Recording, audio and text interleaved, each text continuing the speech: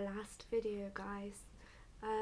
This one is going out to my best friend of all time, Clem. I haven't even scripted this one. I'm just gonna do this one off the top of my head because I cannot put down on paper enough about this girl. It would take me a whole notebook full of memories and full of just things that I feel, and I'm gonna hold it like this because my arm aches. Clem, what to say about you, girl? I met this lady at school. She was the only person, when everyone else turned against me, she was the only person that stood by me, and she has stuck by me ever since. I can honestly say that for all the years I've known her, it's like, what? It must be more than 8 years now. It has to be. But yeah, for the 8 years or more or less that I've known her, we have never once had a single argument. Not even a little one about anything. No boyfriends, nothing. We've not argued. And like I said, this girl has stuck by me through everything ever since school, and I will always be grateful for that, and I don't want her to ever forget how grateful I am for it. As far as memories go, there is just too many to put on YouTube. I could make countless of videos. I could be here for 20 whole minutes, more than 20 minutes, just talking about her. I remember when I went to her house once, was the first time I ate proper spaghetti, and it was a mess. I remember her dog Muttley, the dog that fell apart, quite literally. I remember Cumney, and up until yesterday I didn't know how to spell her name for years. Even though Clem had told me millions of times how to spell her name, I just forgot. And it's a weird name, but it's a cute name for a German Shepherd or Alsatian or something dog breedish. But I love Cumney. She's the fluffiest dog around that I've ever met. And I remember Basil, the cat who always used to attack boys. Good cat. Good cat. And now they've got Betty. I like Betty. I've only met Betty a few times, but Betty seems like a pretty cool cat. She needs to learn to attack boys, and then she'll be just as good as Basil. But I remember making that chocolate mug cake that turned out to be a right mess. I remember just everything. I remember everything.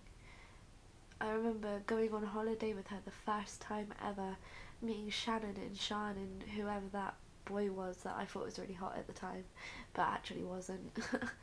And I remember going on holiday the second time with her and the really weird man who was really perverted, and Clem not making it any better for me, and we pretty much spent every evening in the pub playing pool, pretty much.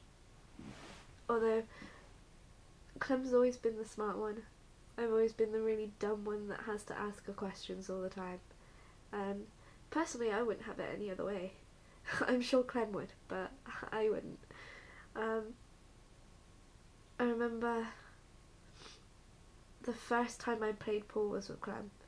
I didn't know how to play until I went out with her and Craig, which is her fiance. Oh, that makes me so happy. My little girl's growing up. But I've always been the dumb one. Clem's always been the smart one with her head screwed on. I've always been the one causing trouble, and she's always been the one getting me out of it and sticking up for me. I just love this girl. I really do. What else is there? What else can I pull from the top of my mind straight away? I remember the argument with one other girl in East Block geography room when she stuck up for me yet again. That was good. That was fun. I remember her just always being there for me, for everything. And one thing that I really don't really like is the fact that, you know, she's always been my shoulder to cry on. I always go to her, and because she's so strong-minded and so, you know, she knows herself so well that she doesn't really need to come to me for advice. I don't really like that. I want her to know that if she needs me, she can come to me no matter what time of day. And yes, I just farted if you didn't hear it. But this, I don't know, she's always been my little problem solver, and I know that no matter where I am, how far away I am, how long I don't talk to her for, I can always go to her. I will always have a place by her side. Her family is amazing too. I remember her mum teaching me this thing about, because I was getting bullied at school, and when her mum gave me a lift home one day, she told me about this thing where you get some golden syrup and you prise the lid off gently and put it upside down in someone's bag. And I can't believe somebody's mum actually said to do that. You know, most mums would be like, oh, don't retaliate, just forget about it, it'll be fine. But no, go get some golden syrup and turn it upside down in their bag. I didn't do that, but I probably should have done, and it is a really good idea. Her mum goes above and beyond for me too. I'm always happy to make my own way around, like get a bus or get someone to pick me up, but it's no trouble for her mum to just take me. You know, it's really nice of her, and I will never forget everything that they do. And I'm trying to think of more memories of me and Clem. I remember when Clem and Jenny Ball decided to dot blue permanent marker all over my face in food tech, and then I tried to cover it up with foundation, which made me go really orange, and then they did it again, so I put more foundation on, which made me look really orange with like these really faint green tingy spots. That wasn't funny. That wasn't funny, Clem. I know you're watching. That was not funny. I was not laughing. I was orange. I looked like even more of an Oompa Loompa than I already do. Not funny.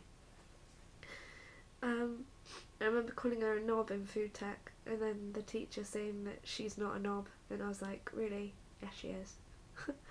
I don't know how much longer I have. I don't know how long I can video for, so I'll probably stop soon. But before I go, Clem's sister wanted a shout out, so hi Theo, I miss you. And Theo wanted a song dedicated to her, but I don't really have a song because I can't sing, especially not with a cold. So when I've thought more about it and I've got less of a stuffy nose, I will think of a song and I will either craply sing it or I will mention it. And the dance move for you is, I'm not going to do it because I don't have anything to hold my camera, but I don't know how much of the messages you read between me and Clem the other night, but I said that there wasn't a dance move graceful and elegant enough for you, and I've decided that I'm going to use the little like ballerina twirl pirouette thing because it's just so graceful and kind, just like you. I think I might talk a little bit more about Theo actually. Theo is a really nice girl. Clem just spawns from a really nice family, and Theo's always been so kind to me, you know, so gentle, you know, even her voice is so gentle, and nothing's too much trouble for her. She's friends with everyone. I could not say a bad word about Theo, and as far as I'm aware, as far as I've heard, Theo's never said a bad word about anyone to me.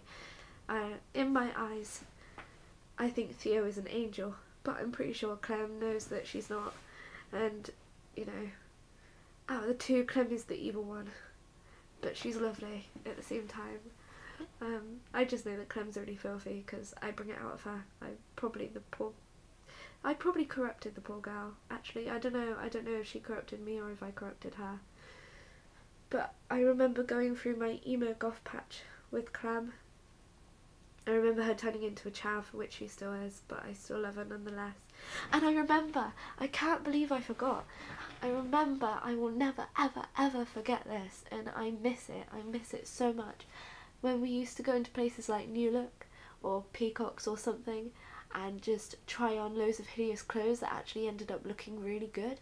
How the fuck does that happen? How do you pick out something that you think is looking really filthy, put it on for it to actually look pretty damn good? I'll never understand it, but it works and I miss it. Next time I come down, or next time we can spend a day together, we must do it again, because I miss it. I miss taking pictures of ourselves in dressing rooms looking like actual twats.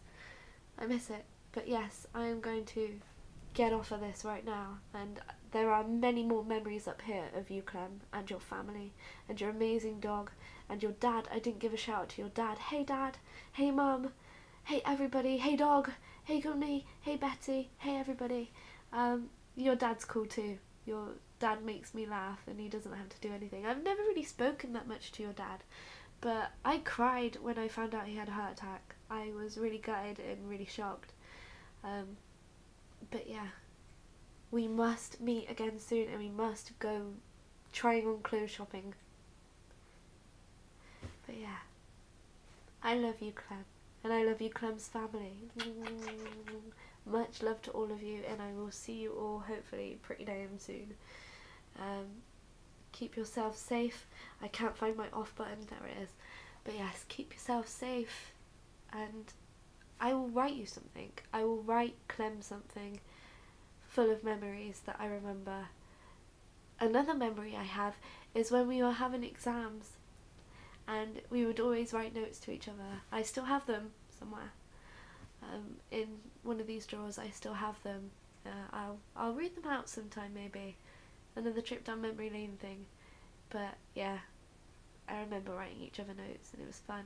I had a really good life and a really good friendship with this girl, and I hope it can go on for many more years, no matter where we are, no matter how far apart we are. I'm pretty sure we'll just sink right back in with each other, and I miss you, and I'll see you soon.